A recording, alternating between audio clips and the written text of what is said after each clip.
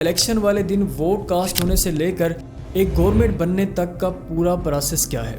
پاکستان میں جو electoral system استعمال ہوتا ہے اسے فرسٹ پاس دا پوسٹ کہا جاتا ہے۔ اب یہ کیسا الیکٹورل سسٹم ہوا کہ کوئی پارٹی صرف 32 to 33% ووٹس لے کر گورنمنٹ بنا لیتی ہے۔ اگر پرپورشنل ریپرزنٹیشن سسٹم ہوتا تو کم از کم 12 سے 15 سیٹس ان کو ملنی تھی۔ جو بھی ایک کینڈیڈیٹ انہیں لگتا ہے کہ اگلے 5 سالوں کے لیے ان کے مسائل حل کر سکتا ہے یا پھر ان کے کام آ سکتا ہے تو وہ اس کینڈیڈیٹ کو ہی ووٹ دے دیتے ہیں۔ پاک ٹاک سیریز کی ایک اور ایپیسوڈ میں خوش آمدید۔ اس ایپیسوڈ کا نام ہے الیکشن ان پاکستان۔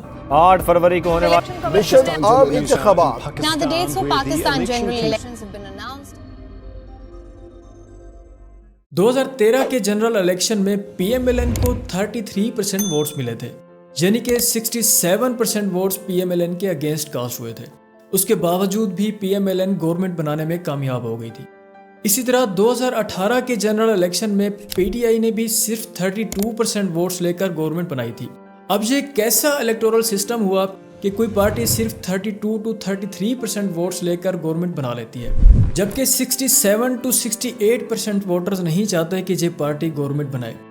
یہی سب کچھ سمجھنے کی کوشش کرتے ہیں کہ پاکستان میں کون سا الیکٹورل سسٹم استعمال ہوتا ہے اور اس کے کون کون سے فائدے اور کون سے نقصانات ہیں، اور یہ بھی سمجھتے ہیں کہ الیکشن والے دن ووٹ کاسٹ ہونے سے لے کر ایک گورنمنٹ بننے تک کا پورا پروسیس کیا ہے۔ پاکستان میں جو الیکٹورل سسٹم استعمال ہوتا ہے اسے فرسٹ پاس دا پوسٹ کہا جاتا ہے۔ یہ ایک سمپل الیکٹورل سسٹم ہے جو پاکستان سمیت دنیا کے 58 کنٹریز میں استعمال کیا جاتا ہے۔ اب اس الیکٹورل سسٹم کو ایک چھوٹے سے ایگزامپل سے سمجھنے کی کوشش کرتے ہیں۔ ہماری اس ایگزامپل میں اے بی سی اینڈ ڈی مختلف پارٹیز کے ایک کانسٹیٹوئنسی یعنی کہ ایک حلقے کے 4 کینڈیڈیٹس ہیں۔ الیکشن میں کینڈیڈیٹ اے کو ووٹ ملے ہیں 35%، بی نے 40% ووٹس حاصل کیے ہیں، جبکہ سی اور ڈی کو 10 اور 15% ووٹس ملے ہیں۔ اب چونکہ کینڈیڈیٹ بی کو ووٹ زیادہ ملے ہیں تو فرسٹ پاس دا پوسٹ کے تحت ہمارے اس حلقے کا ونر کینڈیڈیٹ بی ہی ہوگا۔ فرسٹ پاس دا پوسٹ ایک سمپل الیکٹورل سسٹم ہے جو کہ ووٹرز کو ایک کلیئر کٹ چوائس دیتا ہے کہ جو بھی ایک کینڈیڈیٹ انہیں لگتا ہے کہ اگلے 5 سالوں کے لیے ان کے مسائل حل کر سکتا ہے یا پھر ان کے کام آ سکتا ہے تو وہ اس کینڈیڈیٹ کو ہی ووٹ دے دیتے ہیں۔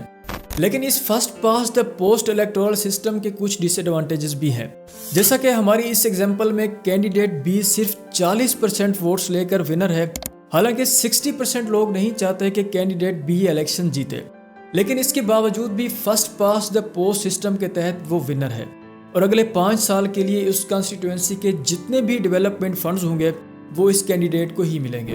لیکن پاکستان میں موسٹلی کیسز میں کینڈیڈیٹ کو گورنمنٹ کی جانب سے جو فنڈز دیے جاتے ہیں وہ ان فنڈز کو پورے حلقے میں خرچ کرنے کی بجائے ان ایریاز کو زیادہ پریفر کرتے ہیں جن ایریاز میں اس ایم این اے یا پھر ایم پی اے کے پرسنل ووٹرز کی تعداد زیادہ ہوتی ہے۔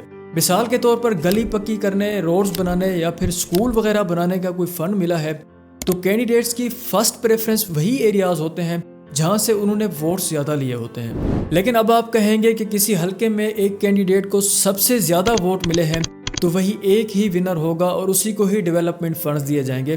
اب ایسا تو پاسبل نہیں ہے کہ 2-4 کینڈیڈیٹس کو اکٹھے ہی ونر ڈکلیئر کر دیا جائے اور ان سب کو ہی فنڈز دے دیے جائیں، لیکن ایسا بھی پاسبل ہے۔ جی ہاں، پروپورشنل ریپرزنٹیشن ایک ایسا الیکٹورل سسٹم ہے جس میں کینڈیڈیٹس کو ووٹس کی پرسنٹیج کی بنیاد پر ہی فنڈز دیے جاتے ہیں، یعنی کہ جس کینڈیڈیٹ نے جتنے % ووٹس لیے ہیں اس حساب سے ہی اس کو فنڈز دیے جاتے ہیں۔ آسٹریلیا اور جرمنی سمیت دنیا کے بہت سارے کنٹریز میں پرپورشنل ریپرزنٹیشن سسٹم پریکٹس کیا جاتا ہے۔ پرپورشنل ریپرزنٹیشن سسٹم پہ کسی اور ویڈیو میں ڈیٹیل کے ساتھ بات کریں گے، لیکن اس کے disadvantages first past the post electoral system سے کم ہیں، کیونکہ فرسٹ پاس دا پوسٹ میں کئی بار ایسا بھی ہوتا ہے کہ اگر کسی حلقے میں 2 کینڈیڈیٹس زیادہ سٹرانگ ہیں یا پھر میڈیا پہ ان کے جیتنے کے چانسز زیادہ شو کیے جا رہے ہیں تو بہت سے لوگ اپنی فرسٹ پریفرنس ہونے کے باوجود بھی چھوٹے کینڈیڈیٹس کو یہ سوچ کر ووٹ نہیں دیتے کہ اس کینڈیڈیٹ کے جیتنے کے چانسز تو ویسے نہیں ہیں تو اس کینڈیڈیٹ کو ووٹ دینا ووٹ ویسٹ کرنا ہی ہوگا، کیونکہ اس ہارے ہوئے کینڈیڈیٹ سے بعد میں انہیں کوئی فائدہ نہیں مل پائے گا۔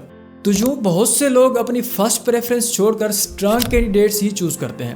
اس کا نقصان یہ ہوتا ہے کہ کسی بھی حلقے میں نیو کینڈیڈیٹس کا ون کرنا مشکل ہو جاتا ہے۔ فرسٹ پاس دا پوسٹ کا ایک ڈس ایڈوانٹیج یہ بھی ہے کہ الیکشن میں منارٹیز اور چھوٹی پارٹیز کا کافی نقصان ہوتا ہے، کیونکہ الیکشن میں ان پارٹیز کو اوور آل کنٹری میں ووٹس تو کافی مل جاتے ہیں، لیکن کسی ایک اسپیسیفک کانسٹیٹوئنسی میں سیٹ جیتنا مشکل ہو جاتا ہے۔ 2018 کے جنرل الیکشن میں ٹی ایل پی یعنی کہ تحریک لبیک پاکستان کے ساتھ کچھ ایسا ہی ہوا تھا۔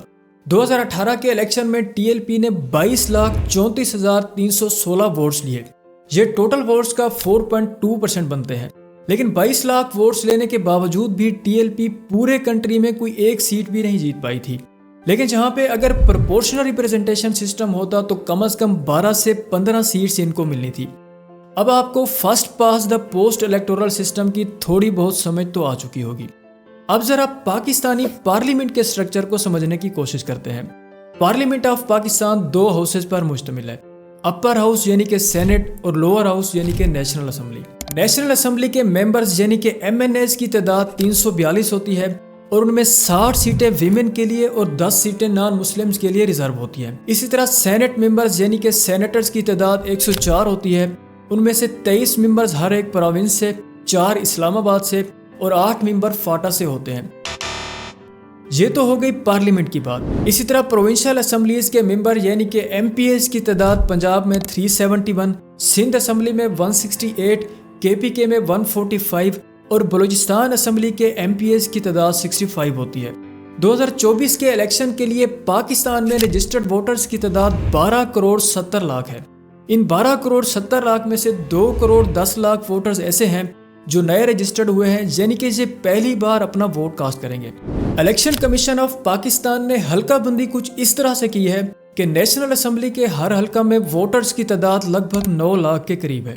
اسی طرح پروونشل اسمبلی کا ہر حلقہ 4 سے 4.5 لاکھ ووٹرز کے لیے مختص کیا گیا ہے، اور 2024 کے الیکشن کا ووٹ کاسٹ کرنے کے لیے پورے پاکستان میں 94,000 کے قریب پولنگ اسٹیشن ہوں گے۔ اسی طرح الیکشن ہونے کے بعد جو کینڈیڈیٹس ایم این اے کی سیٹس ون کریں گے وہ مل کے پرائم منسٹر الیکٹ کریں گے، اور ایم پی اے الیکٹ ہونے والے کینڈیڈیٹس فردر پھر ہر پروونس کے چیف منسٹر کے لیے ووٹ کریں گے، اور یوں جس کینڈیڈیٹ کو زیادہ ایم پی ایز ووٹ دیں گے وہ اس پروونس کا چیف منسٹر یعنی کہ وزیر اعلیٰ ہوگا۔ اس ویڈیو کے پارٹ 2 میں ہم یہ ڈسکس کریں گے کہ پریزیڈنٹ، منسٹرز اور سینیٹرز کس طرح سے اپوائنٹ ہوتے ہیں اور ان کا گورنمنٹ میں کیا رول ہوتا ہے۔